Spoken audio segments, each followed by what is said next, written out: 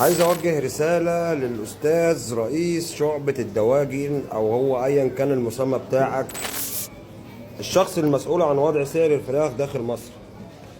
هسألك بس سؤال بالله عليك ورد عليا. لحد امتى يا محترم؟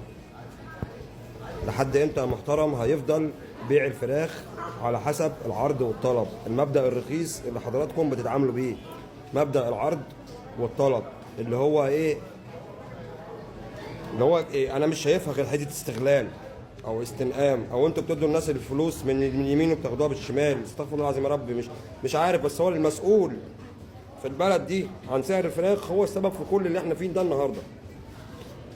بناء على ايه حضرتك بسعر الفراخ النهارده؟ عشان خاطر العربيات جات لك كتير وعايزه تاخد منك فراخ فعشان كده سعرت سعر عالي؟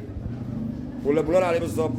يا محترم، يا ابن المحترمين، يا جماعه يا محترمين، يا اللي مسؤولين عن سعر الفراخ داخل مصر، بالله عليكم، بالله عليكم، انا راجل فقير صاحب محل فراخ، محل طيور، بالله عليكم شوفوا تكلفه الكتكوت والفرخه كام وبناء عليه حط السعر يا محترم يا ابن المحترمين.